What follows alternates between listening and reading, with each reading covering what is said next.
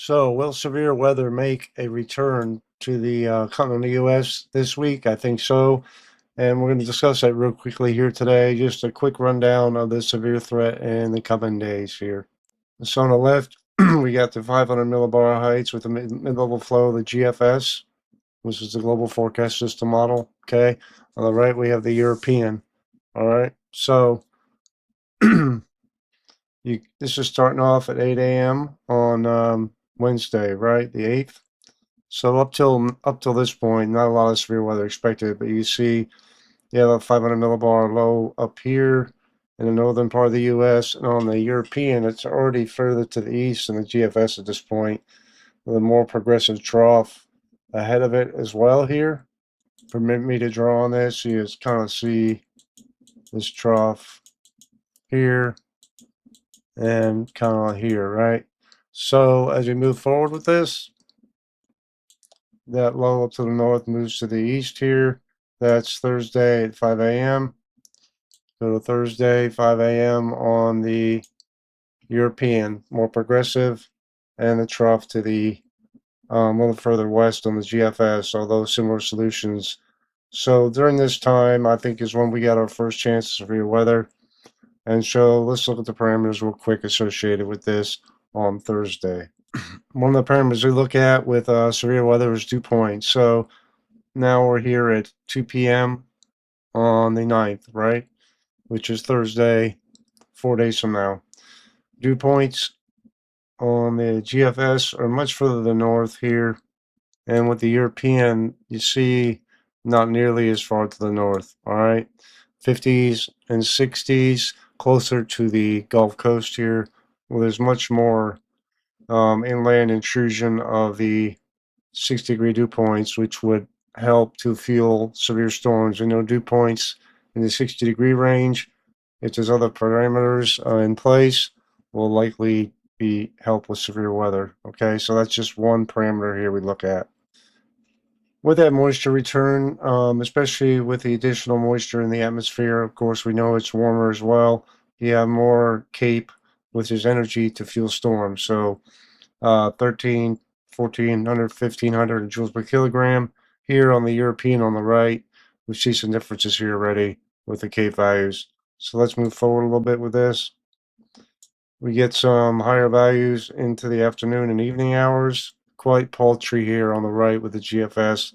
So this is one of the reasons probably why the Storm Prediction Center hasn't outlined a severe threat in this area. Not a lot of certainty even at this range. All right.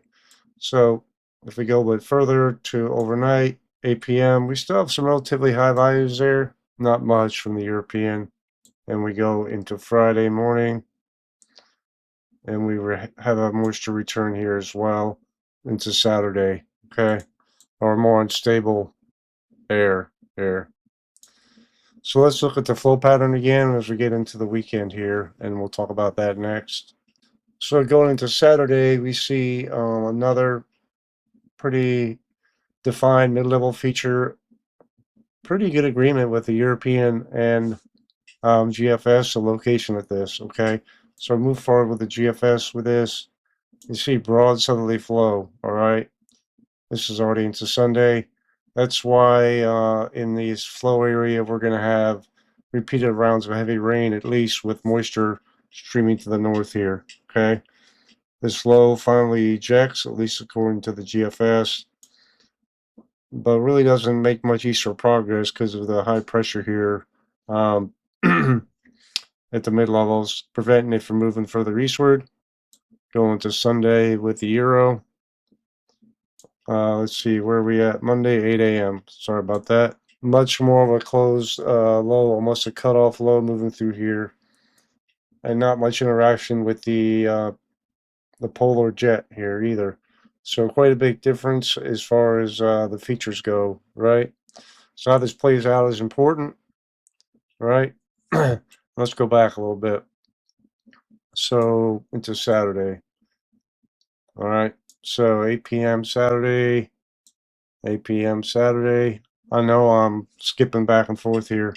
Any perturbations in the flow could lead to severe weather here as this trough tries to move to the east. And we'll look at a few of those parameters here as well. So I'm going to back this up a little bit, just going Thursday into Friday into Saturday. You see the GFS is wanting to bring a lot more moisture further to the north here and into the weekend, right? So see the dew points all the way up in the 60s, all the way up in the parts of upper Midwest, northern high plains. If that comes to pass, that could bring a lot of moisture and potential for severe weather, depending on how those small-scale features play out here. All right, let's back this up a little bit. Move forward in time with this, with the Euro. It has more of a drier air mass to the north here. You see that right here? Not pulling the moisture nearly as far north. It finally does when we get towards Sunday. So not nearly as progressive a system either. The GFS is very aggressive with the moisture pull here. Okay. This could just be equate to heavy rainfall, but also could be severe weather as well. So, I mean, what I'm trying to get at is the parameter space is there at 2 points, but at different times in the forecast. So we have some uncertainty with the timing here, all right, but likely return to severe weather in the coming days. And I'll give more of a detailed analysis of this and discuss it more as needed in my forecasts I do every day. Appreciate y'all watching. Take care. Have a good night.